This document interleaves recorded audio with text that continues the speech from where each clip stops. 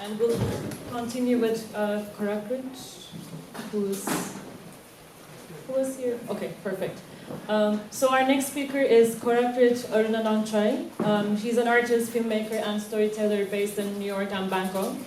Korakrit works across painting, video, sculpture, installation, and performance, and his work uses fiction and poetry, oral storytelling and local mythologies, as well as technology and animism.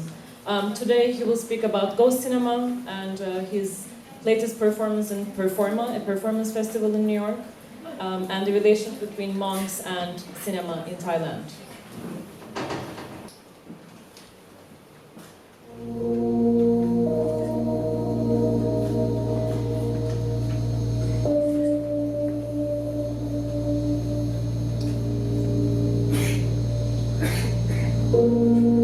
Dear ghost, welcome to my body. Breathe through my skin and make kin with my unconscious. And connect me to the great flow of beings that you belong to. The invisible world feels like an ocean, so much data, so much unresolved feelings all around us. Reality is made up of words, and words make worlds. But our worlds today are falling apart because they are built on public fiction and empty promises. Historical narratives that were written by the oppressor and future narratives that continue those oppressions. History is often structured by unanticipated reversals. The center disintegrates in the face of mountains, rivers, and rains. Bodies greater than our own, bodies greater than the ones we have imagined. Your body, ghost in communion with mine and others around me. With our primogenitors and with the future carriers of our DNA. I think about a world community with participants who are not only human, but represent all forms of being. New kinds of storytelling are needed to convey the complexity of this world community. New ghosts. The older one must mutate. We must recognize that the act of respect is the same thing as the act of love. And to love something is to give it a possibility to exist beyond one's limited imagination. I grew up fearful of you, ghosts, because you felt out of our control, out of reason, and non-negotiable. But now as time moves forward and the world starts to undo you, as the sea of data washes over all your invisibility and reveals your history, more than ever, I want to keep you with me and within me. I know you are a story, and I know the world is a story. There are aspects of the world that are uncontrollable. Let this anarchic energy pass through us, and as it does, becomes one of us and a part of us. This is the way that I choose to love you, ghost. Can you turn the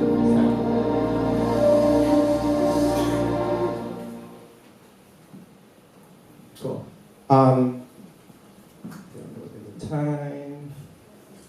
We have 7 minutes. Okay, so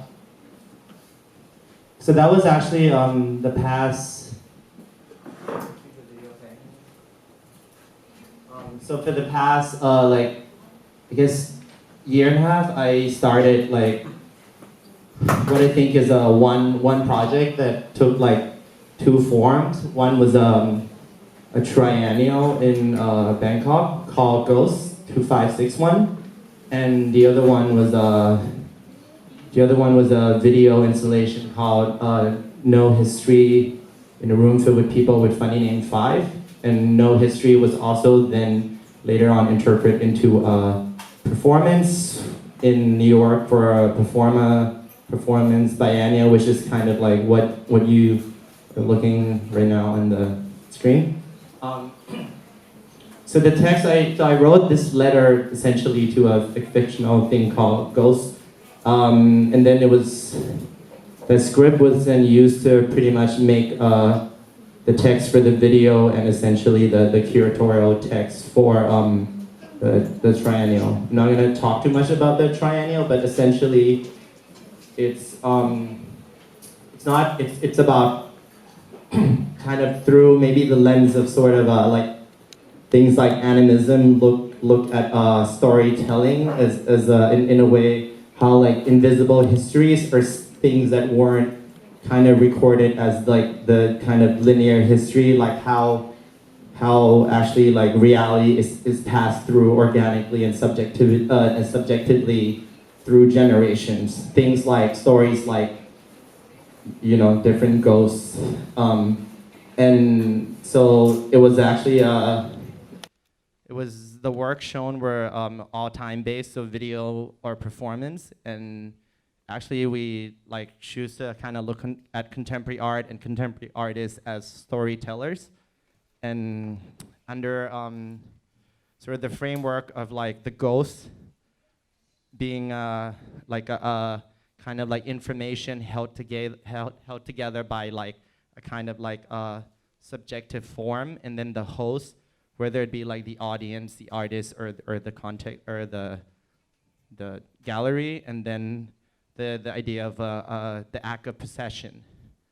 Okay, yeah, and then so on the same train of thought, no history, then kind of the video installation and the performance work becomes, in a way, a movie that kind of deconstructs sort of like storytelling. So it's like, it's not really, yeah, so it's mainly like a video essay about storytelling. And the kind of event that kind of I was looking into is this, it's like a phenomenon that happens in northern Thailand called ghost cinema. And ghost cinema essentially, I'm going to tell a story. It's like based off the research. Essentially, so America used Thailand during like sort of post-World War II as like a base, you know, and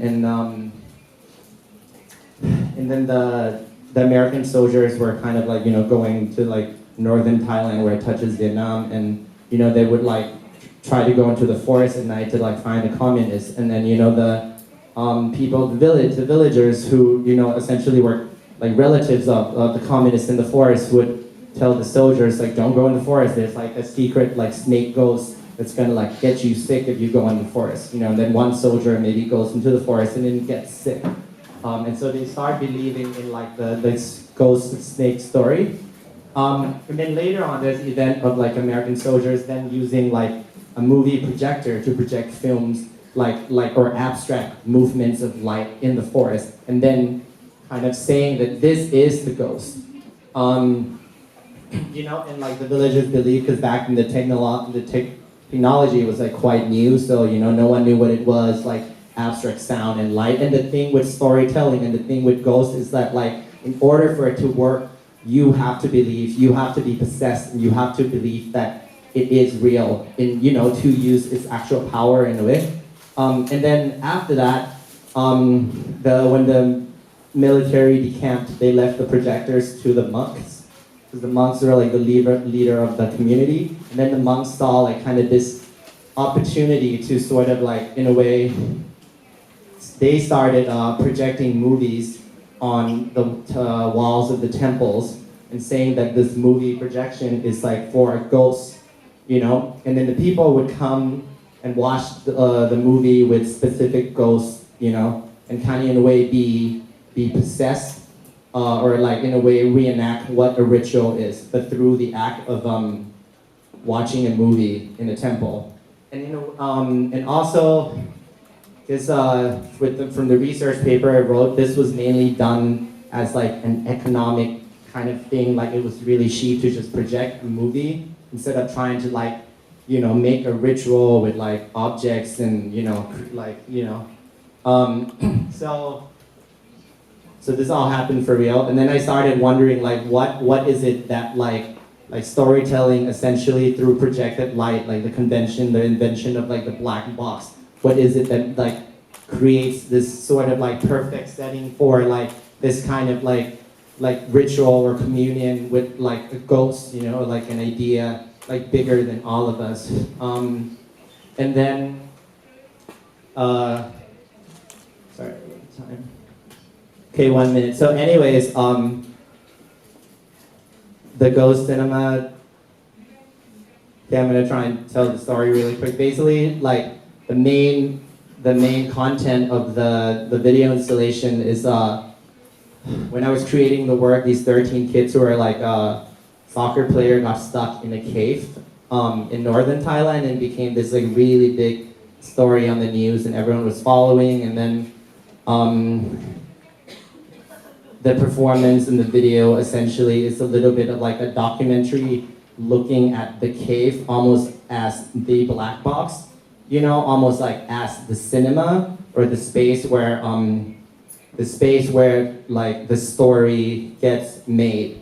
And then we like look at the story about, you know, essentially many people, many powerful forces were involved in trying to save the kids, like, you know, Elon Musk, the king of Thailand, the military, that's basically the government of Thailand, the monks, like Christian missionaries. Everyone was trying to take a part in the rescue of the kids in their own way to essentially write a story. You know, so it talks about like a dark space where there's a constant narrative of you know, like the caretaker and a care receiver. You know, the caretaker being like ghosts or any kind of a powerful kind of like entity, you know, and then some people who always need to be taken care of. And then so with this dynamic of the caretaker and the care receiver, essentially the work kind of investigates like or tries to break down like that narrative on like a spiritual level or on like an animal level. There's a lady who we interviewed who's like an animal caretaker, you know, and then on like a level of like Thailand in relationship to the king who passed away. Yeah, and so the performance, there are 13 dancers, and in this performance they act as the 13 kids that got stuck in the cave. And yeah, I think I ran out of time, so thank you. Thank you, Korakrit.